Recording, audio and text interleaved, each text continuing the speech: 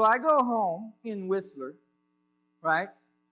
And I was dealing with Stars of Davids and all this stuff. I knew that eventually I would have to go to my local church, and I got a Bible, and I started to study it, and I studied it, and I had very amazing experiences at the same time, and I started to study it in details, get different Bibles, different translation, and looked at the text, and I, all of a sudden, I realized that the Bible was not actually what I remembered it to be. Mostly because I was, as a young kid, I was studying the New Testament, but because it was Christian. But I started to read the Old Testament, and it was really amazing. I was reading it, and it didn't seem that my concept of the Hebrew God had been appropriately being interpreted by the Catholic Church, because I was remembering some guy on a throne somewhere with a beer, with a pair of binoculars and a 2x4 waiting for me to screw up, and I was very stressed about that. But the way I was reading the Old Testament, it was quite different. It didn't describe God in such a way. It described it in something much more close to what my studies were about. And I was stunned by that. For instance, in the Bible, you can find a description I've got as some kind of equilateral triangle on a throne, right? Had to do with geometry.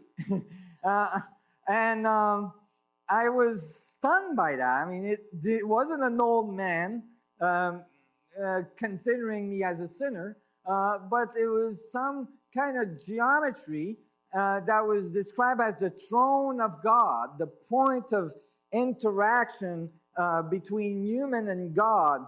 And there was various allusion to it in very specific parts of the Bible. And eventually I saw that they were describing as well these angels that radiated in this tetrahedron, and describing it as like crystal seas and all sorts of things that made me think of technologies and geometries and physics much more than some old guy with a beer on a throne. And I was surprised. That's not what I had remembered. And I continued to study it, and I realized that the Old Testament is ambiguous because the Old Testament described God not as something that's somewhere in the sky or anything. It describes God as an object. It describes that they have some kind of link or communication with God through an object that they call the Ark of the Covenant of God. And they weren't kidding about that. I mean, when you read the Bible and with archaeologists find, they actually built one of the largest temple in the world, the Temple of Solomon, to put this object in the middle. It was a very, very large temple with extraordinary large stones, and it was this ark object had to be shielded from everybody else, and it was enclosed in this Holy of Holies in the center of the Temple of Solomon that was surrounded with concentric walls, very thick walls, in which initiates had to go through very specific initiation level to be able to go from one wall to the other. And only the few could ever go into the Holy of Holies. And they describe all sorts of things that happened if you went in the Holy of Holies or in the tabernacle without having gone through all the appropriate levels of initiation. If you weren't ready, it didn't seem like it was a pretty sight when you came out, right? And if you did. And so I was intrigued with that. I was looking at many of these plates where they showed this ark object, this box that had gold on the outside, gold on the inside, and wood in the middle. And right away I realized that's got to be a capacitor. And sure enough, if you do a box like that, you can generate large capacitance. Capacitors are like batteries. They hold energy. They hold charge. And then the difference between a capacitor and a battery is that a capacitor can discharge extremely rapidly, where a battery cannot. And so capacitors are used in all sorts of electronics today. But basically, there are an electrical, a dielectric, and an electrical plate, which creates like a container for energy.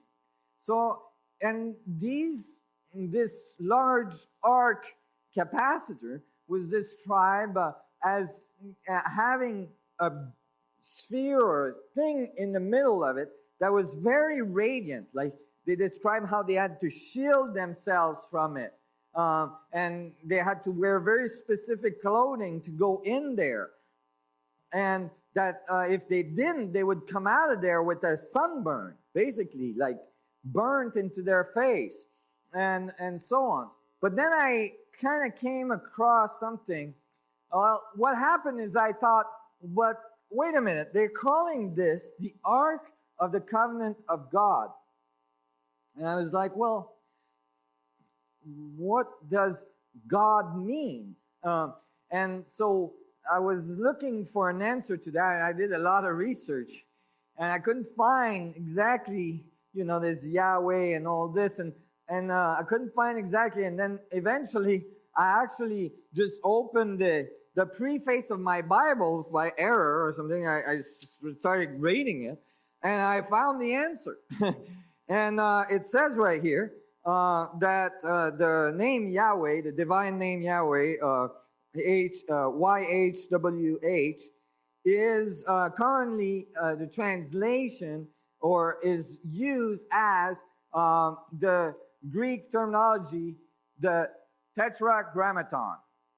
Now, for a guy like me, when you are reading one of the most, sacred books on the planet, I guess, and the person is describing God, and the translation is Tetragrammaton, okay? I'm starting to have ideas. Can you, okay. You guys probably can see where I'm going there, right? I was stunned. Imagine that. Every time you read the word God in the Bible, you could translate Tetragrammaton. So you could replace all the gods and lords in the Bible to Tetragrammaton. And then you get a really different reading. Okay? It's like, oh my Tetragrammaton. And so I looked at the etymology of this, and I thought, well, the word Tetragrammaton is typically, if you look at the root word, the tetra refers to four, right? The four faces of a tetrahedron. Typically, the translation is then done as tetra for four, grammaton for grammar. And grammar or letters is interchangeable, and so it's the four letters of God. Yahweh, YHWH.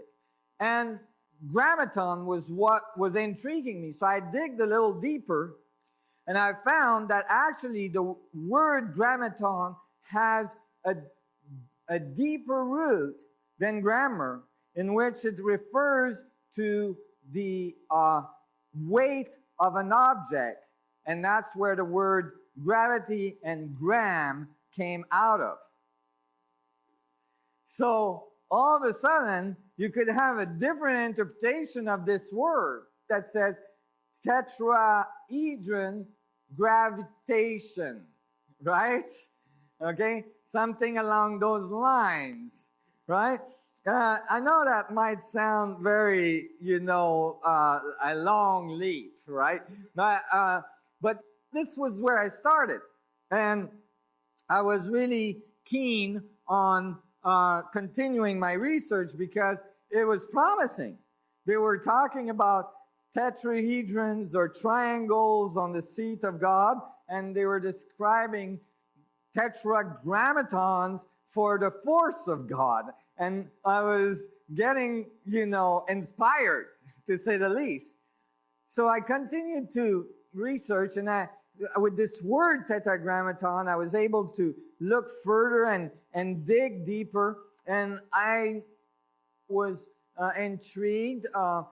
There's a lot of sacred societies that have a lot of information and all this.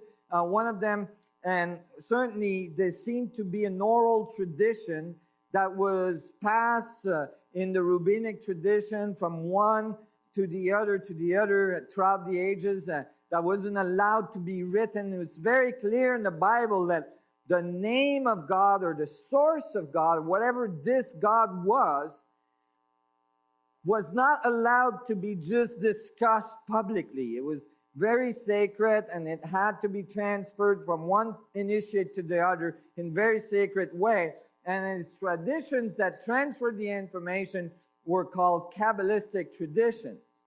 So I started to study the Kabbalah and the Kabbalistic tradition and what they had to say about the Tetragrammaton.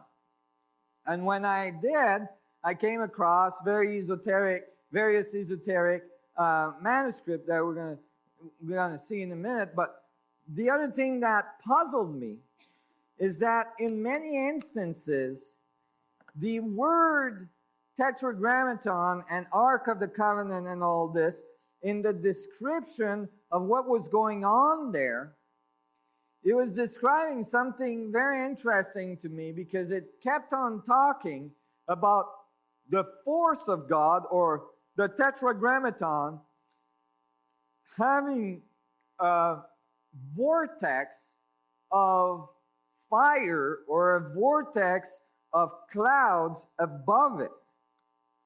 And it describes it in the Bible in various instances. And it says that, that is where the power of God is manifest to man. And for instance, in this graphic, they show this is when the Hebrews were going through the desert for 40 years. They had a temporary tent system to host the ark in the middle, and they called the tabernacle. And they show here the vortex of cloud rising above the Ark of the Covenant that's in the back of the tabernacle. Just so you understand, this is the fire of sacrifices that are in front, and you see the smoke just dispersed. But in this case, it's very organized vortex type of smoke or clouds that orbit on the top of this object. From my previous studies and from my physics concepts, I had come to conclude that, for instance, the black sun or the black crystal described in other civilization may have been given by the sun god to humans as a very advanced technology, like a little sun in a box, a singularity created artificially inside a stone or a crystal that contained plasma dynamics spinning at high angular velocity, generating a torque in space-time, producing gravitational effects and energy effects.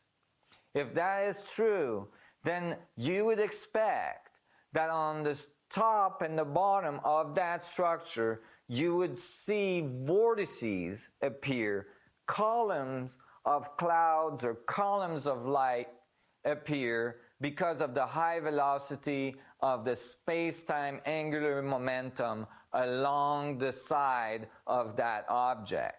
At the north and south pole of that object, large vortices would be produced. There's a chapter here if you want references, so you can look it up yourself in Numbers.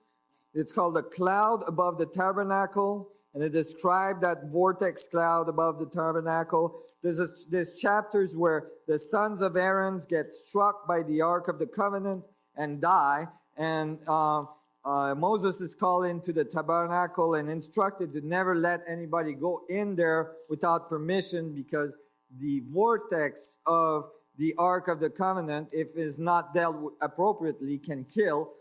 There's all sorts of things like that happen in the Bible that, were striking. But the thing is that I started to realize that when you read the Bible, the Ark of the Covenant, this box-like object, was supposed to have been built at the foot of Mount Sinai after Moses crossed the Red Sea. So I was confused because when I read the crossing of the Red Sea, I was struck that it said here, by day the Lord went ahead of them. They are going towards the Red Sea, fleeing from Egypt. It says, by day the Lord went ahead of them in a pillar of cloud to guide them on their way, and by night in a pillar of fire to give them light, so that they could travel by day or night. Neither the pillar of cloud by day, nor the pillar of fire by night left in its place in front of the people. So it's describing Moses following this vortex of cloud, and at night it would light up, this vortex of fire, through the desert going towards the Red Sea. But the description of the same vorticular action and the same description of this cloud thing, the cloud pillar, is given when it's describing the Ark of the Covenant. So I realized, wait a minute, maybe the Word of God, the information of God that was not allowed to be discussed, was the part about the source of the energy of the ark, not the box. The box was built afterwards to put that energy source in it so they could travel through 40 years in the desert.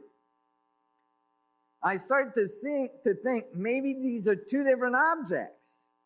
And Moses is following something, a power source, something that's creating a vortex in space, and it's coming out of Egypt. And then I realized, wait a minute, Moses was son of Pharaoh for 40 years, initiated in the highest level of initiation of the Egyptian, before he realized that he was Hebrew and left with the tribes of Israel. So if there was a power source, if the pyramids of Egypt were not just built to bury pharaohs, which I believe weren't built to do that at all, and were actually shielding device or resonating cavities, resonating space-time in a very specific geometric structure, but that they were missing their power source at the center.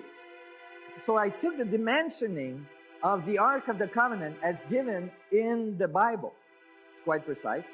And I got the dimensioning of the inside of the sarcophagus in the Grand Pyramid of Giza. And it was a perfect match. That is, if you have the Ark of the Covenant built, you will be able to lower that box into the sarcophagus of the Grand Pyramid at Giza, okay? And it will fit perfectly on the side and perfectly on the length so that you can lower it with the poles and push the poles in, which are telescopic on the ark. And then I realized that the inside volume inside the sarcophagus is exactly half of the outside volume of that sarcophagus. Exactly, I mean, very highly precisely.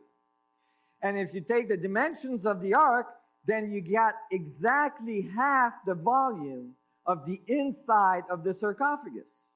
And then if you take the dimension of the inside of the ark, you get exactly half of the outside dimensions of the ark. So you get perfect octaves of cavity, or resonance cavity, inside the sarcophagus. So I started to think, maybe this object is not an Hebrew object. Maybe this object actually got taken out of Egypt by Moses when he left with the Israelites. And that might be a reason why after the king of Egypt, the Pharaoh of Egypt, allowed Moses to leave, all of a sudden realized that he was taking off with the power source and changed his mind and went after him. All right, that's very interesting. I'm starting to have a better picture of what's going on. I'm extrapolating, and I got some supporting evidence later. We'll see it, but I started to study ancient Egyptian texts to see if there was any evidence of that, and I found plenty. But one thing that struck me is that there's a story about a king of Egypt, a Pharaoh, that's on a lake with his wife, and she loses a very precious, beautiful bracelet in the lake.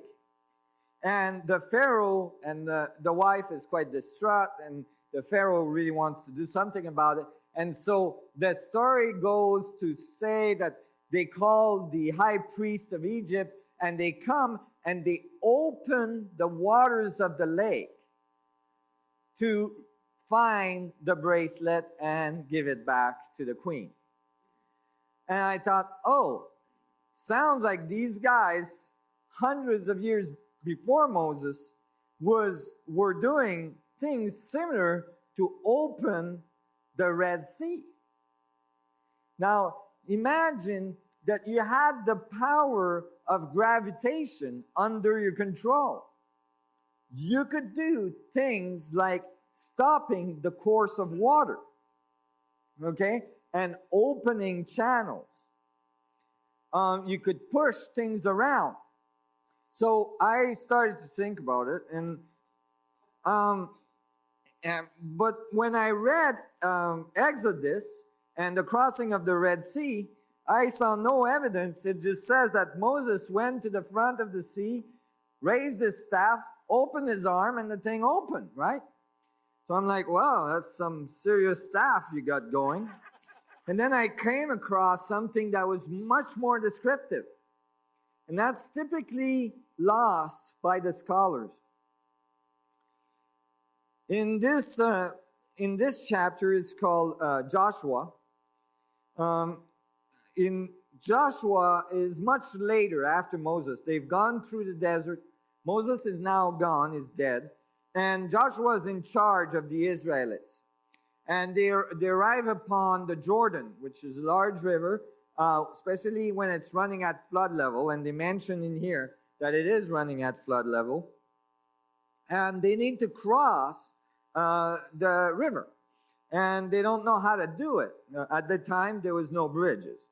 And so they are in a conundrum, and Joshua is instructed to take the ark and put all the high priests on the ark and then walk the ark into the Jordan. It's called the parting of the Jordan. And in this case, it's quite descriptive. It's quite amazing. It says, and the priests came out of the river carrying the ark of the covenant of the Lord. No sooner they had set their feet on dry ground than the water of the Jordan returned to their place and ran at flood stage as before.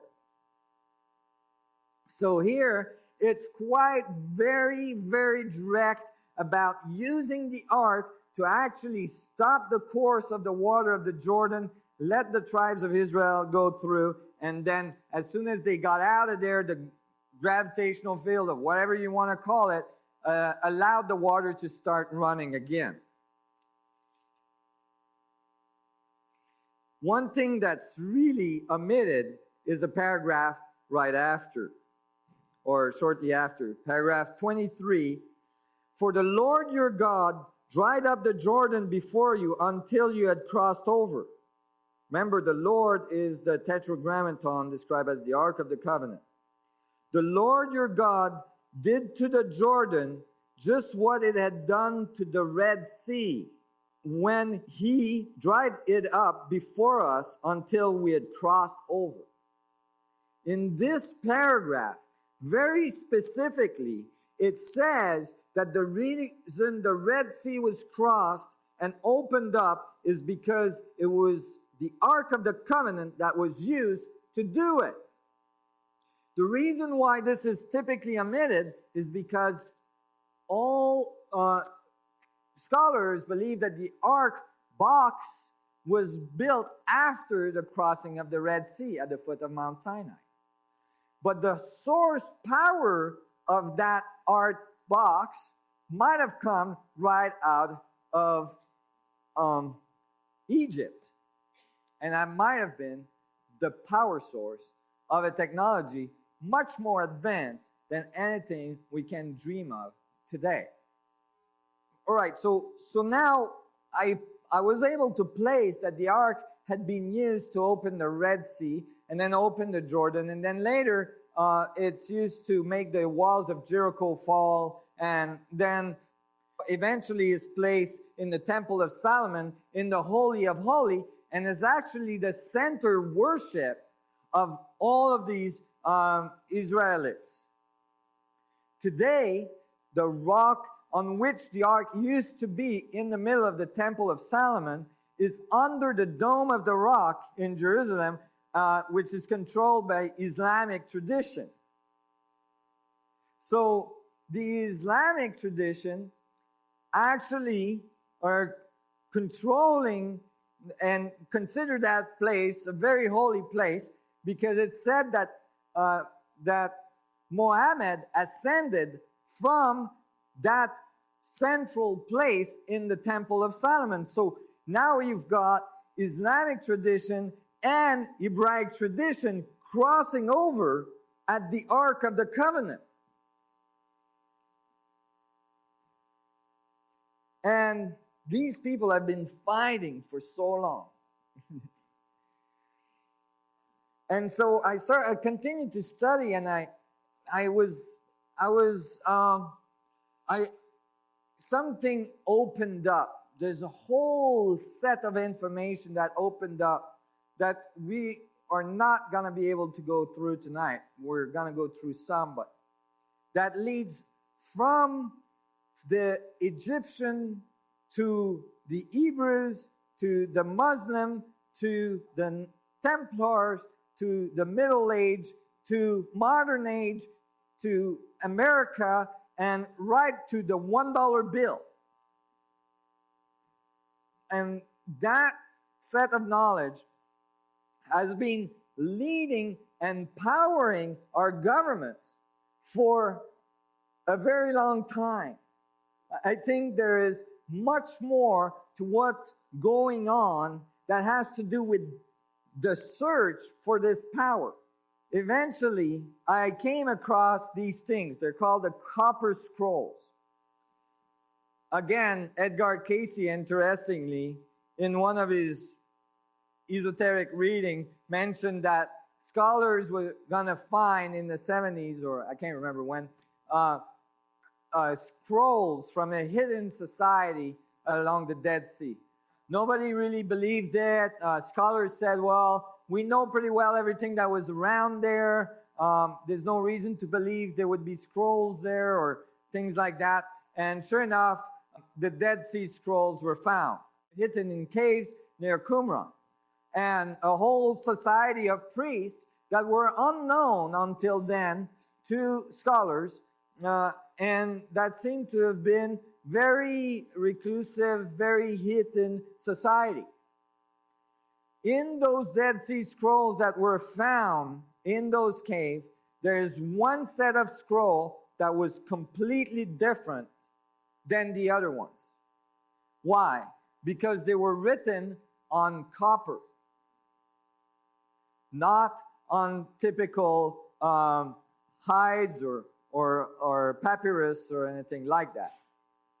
They were written on copper, and when the copper of these scrolls were analyzed, it was found that it is the purest copper ever found on earth.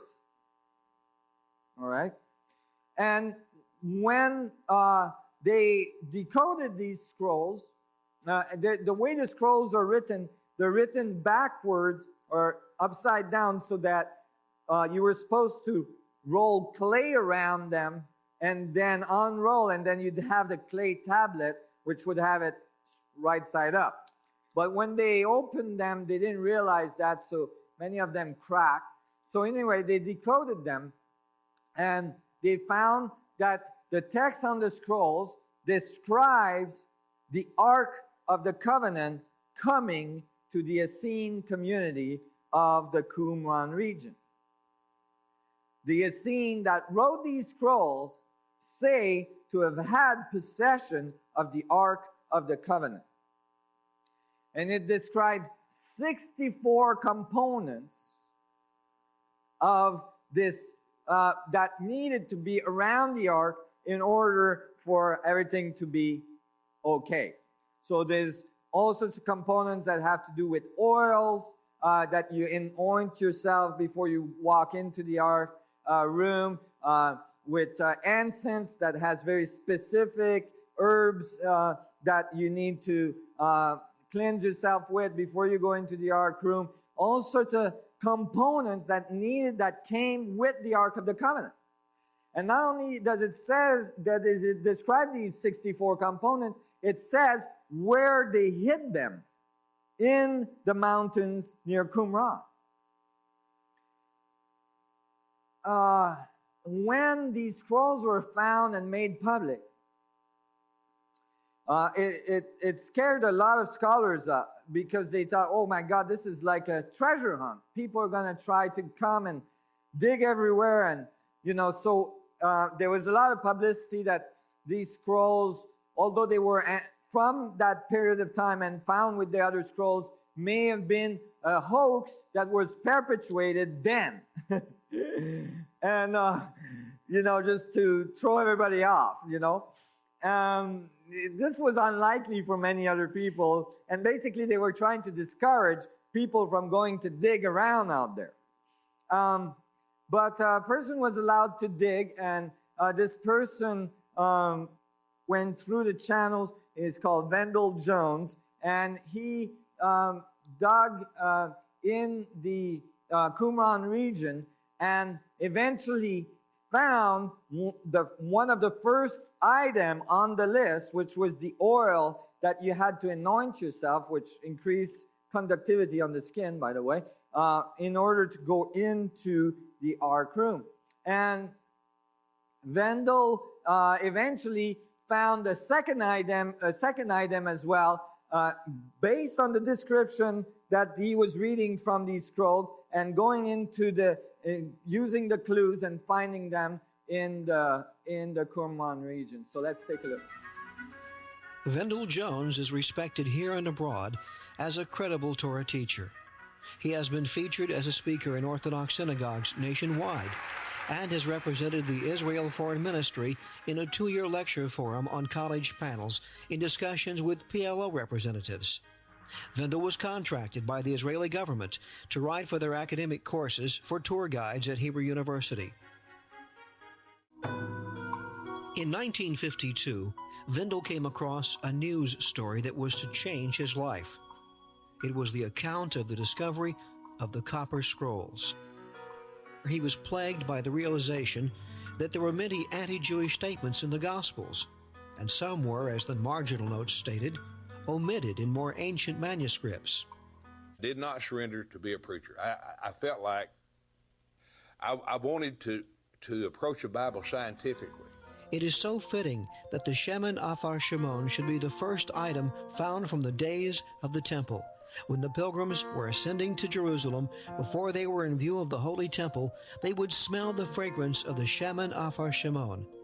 The pilgrims knew that shortly they would behold the glories of Beit HaMikdash in the holiest of holy cities, Jerusalem, in the land of Judea. Jones has been scouring the ancient caves of Qumran for the past quarter century. The news of this discovery soon broke internationally, with coverage from CNN, CBS, NBC, and ABC. That following year, the October issue of National Geographic featured the find, followed by the December issue of Omni magazine, and countless other news sources carried the story worldwide. In the spring of 1992, the authenticity of the copper scroll was further enhanced with the discovery by Institute teams of a silo in the bedrock containing some reddish material, organic in nature. It was analyzed by the Weizmann Institute and 2 departments at Bar-Ilan University in Israel. The testing indicated the reddish material was a compound of 11 ingredients found in the Ketoret. I have absolutely no doubt this material is Pitum HaKtoret. This was the Holy Temple incense. If we continue to find the items listed in the copper scroll and continue to locate them in the order that they're listed in the Torah, then the next thing we should find is the ashes of the red heifer. All things will be restored, as even the Torah that Moses broke. Remember, he placed them back into the ark and God restored them. Moses wrote a Torah like the stones in the ark. Christian art has pictured the Torah as 2 tombstones, but that's not how they're described. In the book of Exodus, chapter 32 and verse 15, we read, "And Moses went down from the mountain with the 2 tablets of testimony." In Hebrew it reads, luchot, not slabs, but sapphires. These were dihexagonal shaped like the sapphire molecule. That last part is really important. Is revealing information that doesn't quite match the Christian interpretation of the Torah, where Moses is not said to have come down from the mountain with tablets with the 10 commands on it, but actually sapphire type or crystalline type of structures that were hexagonal in nature.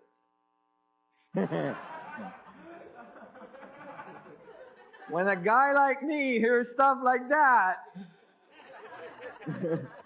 the fact that Wendell Jones has been able to find and locate these things in the mountains of Qumran supports the concept that the ark was a true object. That this is not just some crazy story from an ancient book, but actually that this really happened. And that the civilizations or the communities at Qumran had access, in any case, had at one point or another the Ark of the Covenant in their midst. Now, how could that be? Well, it's found that, imagine that you had an object of extreme power in the center temple, and this might make you understand a little more why all these wars have been raging in that section of the world for so long. Imagine that you had this amazing power, this amazing object at the center of your temple, but that your town, your city, your defense system could fail. And this object could fall in the hands of other civilization that wouldn't necessarily understand how to deal with it. You would have, I'm sure, an exit plan, a B plan. And I believe that their B plan was they had a community of high priests fairly far away from the temple, that where high priests were constantly being trained in the order to be able to handle the Ark of the Covenant. So that if anything happened at the temple, the Ark would be swiftly taken out through underground tunnels, and many of them have been found now, that would bring them out of the city and bring it to their temple, to their place, so that they could handle it there and keep it safe. And that might be why no writing about that community was found by scholars for a very long time. Nobody knew they were there, either than this Bedouin that threw a rock in a cave, heard a pot break, and thought there may be something in there, and eventually found the Dead Sea Scrolls. So all of a sudden, it starts to make sense, and I was getting a better picture of what might have happened. Now, interestingly, there's new evidence that's coming out, and well, there's a few things. One of them is that most of the writings of Qumran, most of the Dead Sea Scrolls, are not allowed to be released to the public. Only, I believe, 100 scrolls have been released to the public, and the rest is has not been released to the public at all. I find that interesting. I wonder why.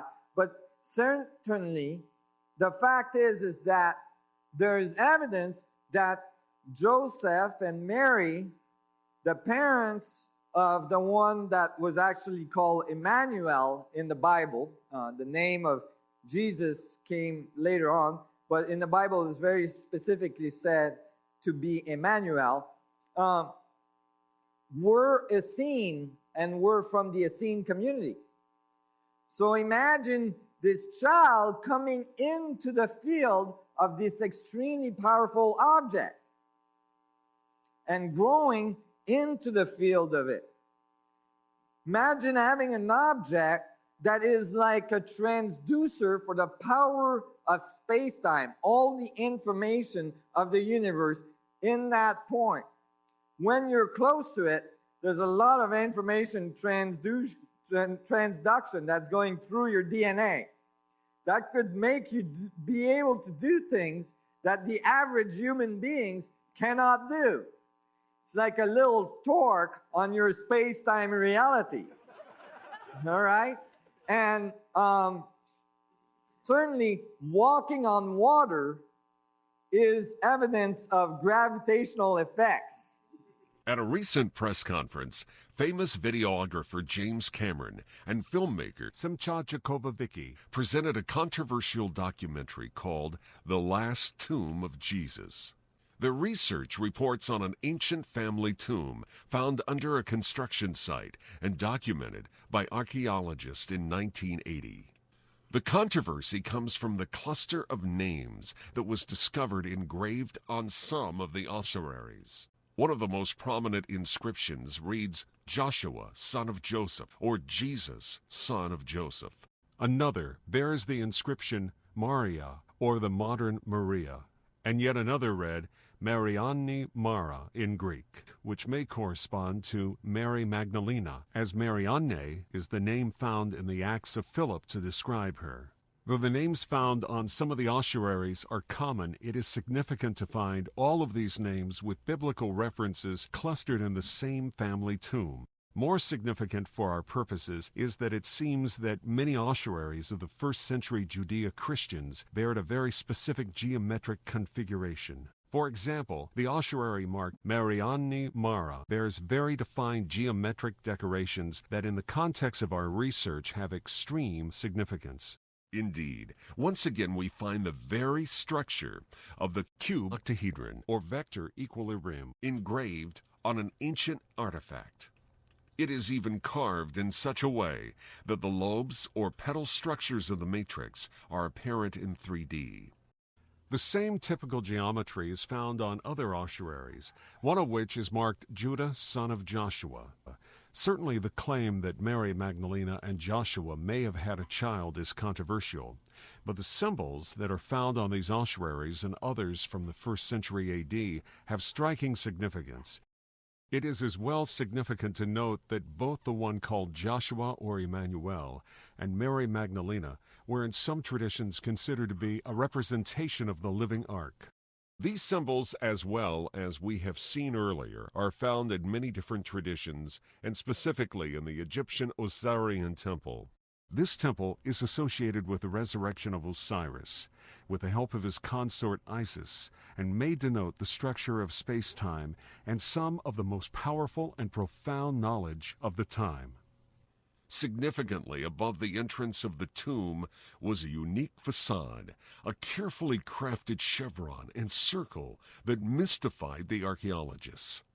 In the words of Dr. Shimon Gibson, one of the archaeologists present at the opening of the tomb, "There's no doubt about it that those symbols meant something. It's unlikely that the family or the person that came and carved out the tomb just carved these things at random. They had to symbolize something. What they symbolized, I don't know, but it's quite rare to find that kind of ornamentation on a simple tomb." Interestingly, thousands of years prior, at the beginning of the Pyramid Age, a mysterious conical stone, deemed to have cosmic origins, is found in ancient Egyptian traditions. The Binbin stone was housed in the Temple of the Phoenix and was associated with regeneration, rebirth, and celestial cycles, and was thought to be the divine seed. The Binbin stone disappeared long before Herodotus, an earlier Greek historian, visited Egypt, but not before it had relegated its name to the apex stone placed on top of pyramids or obelisks. One such example was found from the pyramid of Amenemhet III and is housed at the Cairo Museum. It bears the inscription, "King Amenemhet III sees the beauty of the sun. He sees the Lord of the horizon sailing in his boat over the sky." Would this be the Lord of the event horizon flying in his ship in the sky? Interestingly, this most sacred object is almost a perfect match to the so-called chevron found at the entrance of what may be one of the most significant archaeological discoveries of our time. The chevron and circle is typical of the symbology of the ancient Egyptian all-seeing eye. Again, we see that this most important symbol in the Egyptian tradition was used to describe a fractional series from half to the magic fractional structure 1/64. The symbol is as well found as representation of ultimate power on the top altar of Mayan temples, and is depicted on walls in various ancient locations of the Americas. I continued to study some more, and I realized that Tetragrammaton in Kabbalistic tradition is typically denoted or described as this triangle structure with in this case, the letters of God in it. And if you actually look at the way the letters of God are laid out in it, it's like an isotropic vector metric. Okay? So 1, 2, 3, and 4. There's 4 layers to the isotropic vector metric. If you took the first layer here, you'd have 1, 2, 3, 4 on the bottom, 3 in the middle, 2 here, and then 1 on top. Just like the way these letters are laid. And the Kabbalistic tradition are very clear that you shouldn't take the letters at face value, that actually each letter has a mathematical number attached to it, and that it's the numbers that have a meaning as well. So if you look at the numbers of the Tetragrammaton, then it's 10, 5, 10, 6, 5, 10, and 5, 6, 5, 10, and they all add up to 72. And sure enough, in the Bible and various texts, you find that the number of God is 72, or the number of faces of God, or the great name of God is 72. So it all works. It's really nice. The thing is that this is only a male god. It's missing its better half. Remember? It's missing its polarity. And so,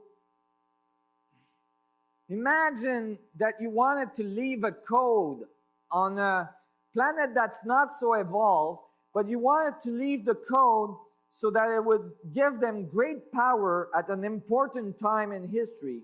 But you wanted to make sure that it could not be decoded until they were ready for it. How would you do it? When maybe one way you would do it would be to give the code in a polarity way so that you would have to have a civilization come to the realization of the equalities of polarity before they could decode the code. So, and that would most likely be a society that's ready for that type of power.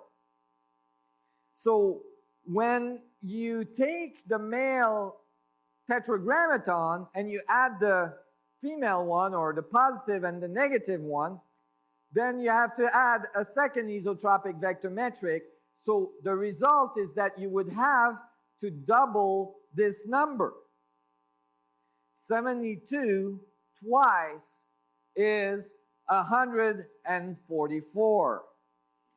144 is in the book of Revelation as a very important number for the new and the changes of the new world. When you put 64 tetrahedrons together and you get this fractal vectorial array, you get exactly 144 faces on its outside surface.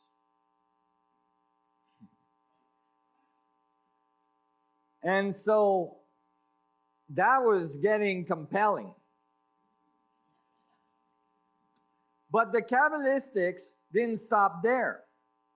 The Kabbalistic traditions said, well, actually, if you want to truly understand the power of the Tetragrammaton, the power of God, if you want to understand the root of creation, you must decode this tree, which was thought to be the tree of knowledge, which is analogous to the tree at the center of the Garden of Eden. This was thought to be the foundation of creation, and that if anyone could decode this, they would hold the key to creation. There's a lot of writing in Kabbalistic tradition that says as well that it shouldn't be attempted to be decoded because most people that have gone crazy. And so I took those warnings seriously, and I thought, well, I'm most likely already crazy. Well, I live in a van, you know. I'm studying all this crazy stuff. I must be okay, you know. It won't hurt me that much. So I went at it. And I studied and I studied and I studied and I tried to figure it out. And I couldn't really figure it out. I was really bugging on it because it was getting so complex. So many texts I was reading about this were so complex and so philosophical, and they had all these realms and dimensions and all this. I couldn't figure it out. And then I decided to draw it, and I plastered it on the ceiling of my van so that when I would wake up in the morning, I could just stare at it and try to figure it out. And so I'm in the van in the morning, and I look at it, and then, fairly rapidly I realize that there's a tetrahedron on the bottom of it. Okay? This part here is a tetrahedron, if it's seen in 3D. And then I looked up here, and I realized that in 3D, those lines would generate as well an octahedron. See, the thing is that most people don't see this thing as a 3D object. So flatten it makes not much sense. But in 3D, it describes very specific geometry. So because I had this type of 3D mind, and I was always very intended on not doing the flat thing, I was trying to visualize this in 3D. But I couldn't figure out this middle box thing. I just couldn't figure it out. For weeks, months. Just like, laying in my bed looking at this thing. And studying and all this. And then one day, I said, wait a minute. I realized that one of those boxes in the middle here, okay, matches the box in the top portion of the octahedron. So I thought, what if I slid the middle part box in the upper box and see what it generates? So I split them in two, and then I slid the bottom part into the top part. And when I did so, it was like a key, right?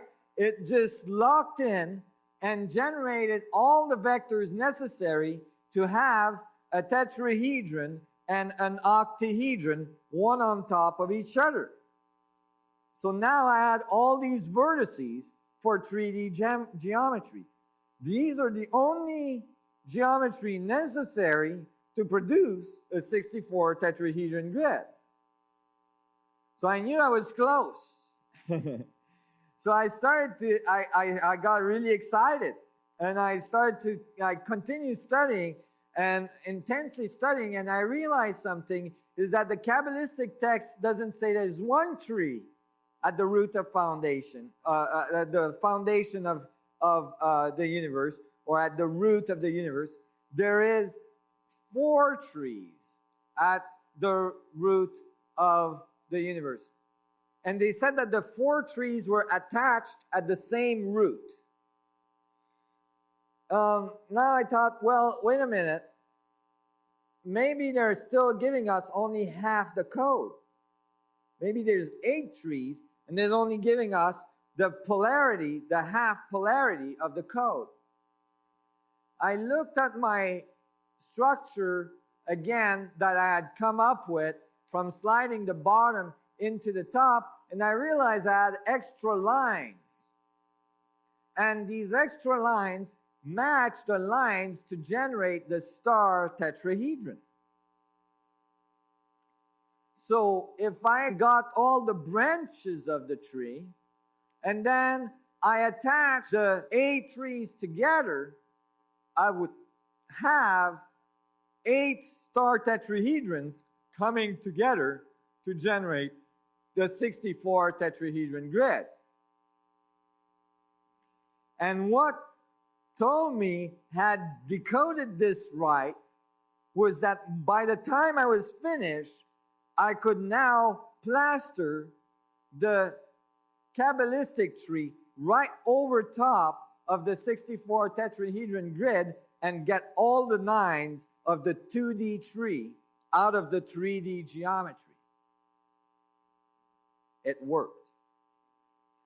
And hooked all together, it generated all the intersection necessary to build a 64 tetrahedron grid.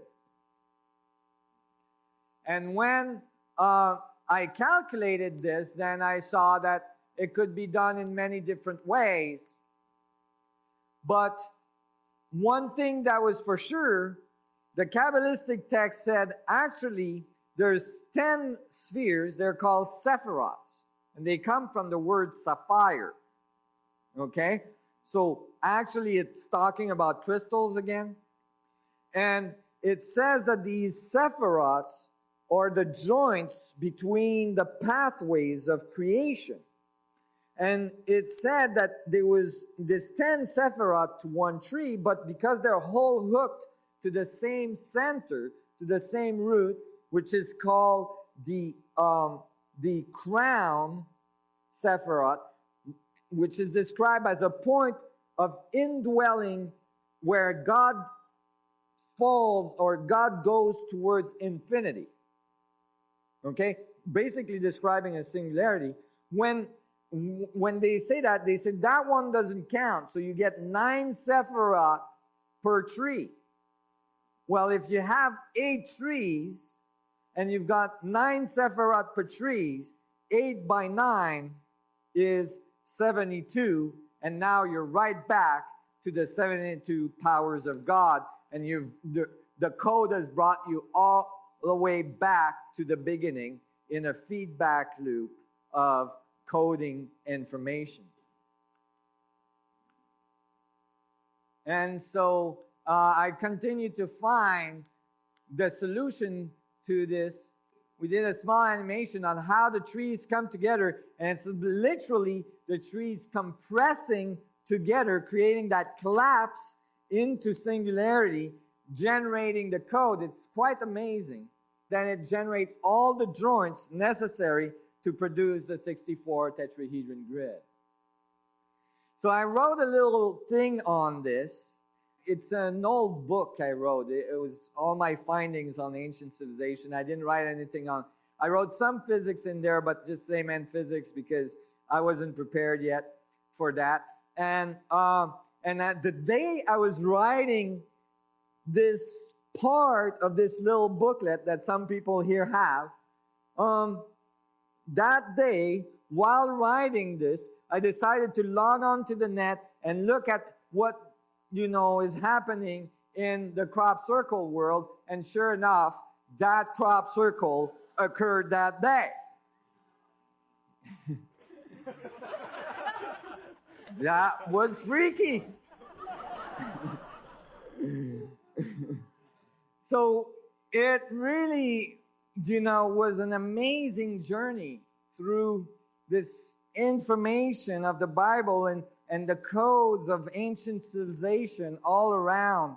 And I really was taken by it. And it was so confirming, and it just took, and every step of the way, it just kept on confirming. And, in this short presentation, yeah. I don't have time to go through all the details. I do give week-long presentations where, we have time to go through all the details of things. And even then, in a week, I usually still run out of time. But there's so many of this amazing confirmation that came along the path. Every step, every time I would doubt, something else would come out and grab me and show me the way. And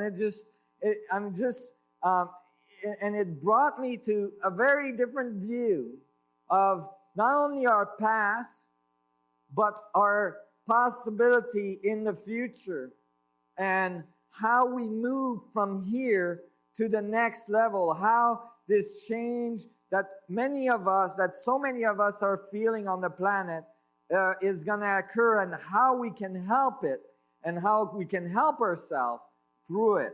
To this day, I'm finding stuff. I mean, it's amazing. There's so much stuff out there that relates to this. It's almost like there's nothing else. And in case of this being correct, then there isn't really anything else.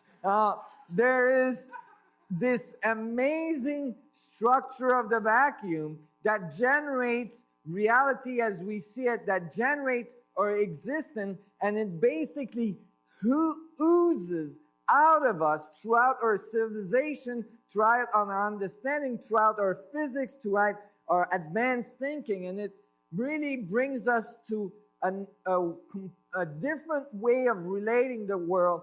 And in this way of relating into the world, and that's where I believe that the New Testament and the Old Testament comes together. Because I believe that the Old Testament is talking about very advanced technology.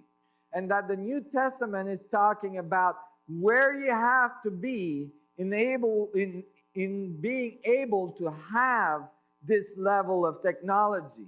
And that when the two come together, then you have a complete being, you have a complete master, you have a civilization that has reached levels of masteries in which they have an equilibrium between their external world and their internal world.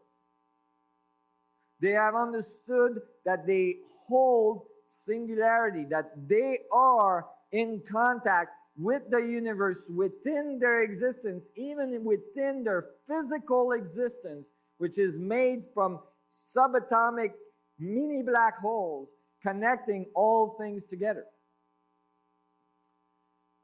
And from that perspective, a civilization would build a completely new set of technology, a completely new set of interaction in its civilization, of relationship with each other, and certainly realize their common goal and their common aspiration. I always say this, you know, this model tells us really that the surface of a planet is like an event horizon from which each individual is a little sun ray, right? And that sun ray has a very specific vector direction in space in which it gathers a very specific set of information. However, all of our feet are pointing to the same singularity, to the same center, and connecting us all. And that singularity holds us on the surface of this planet as our gravitational field.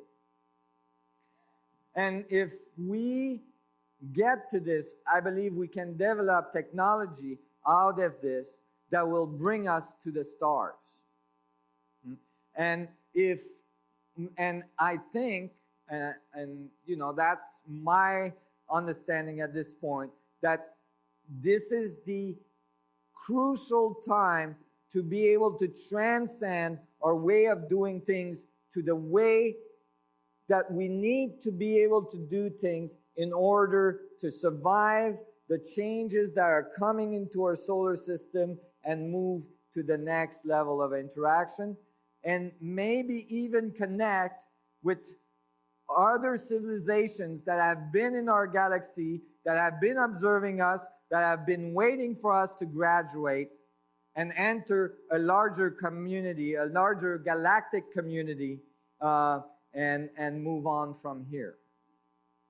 So, thank you very much for all your attention today.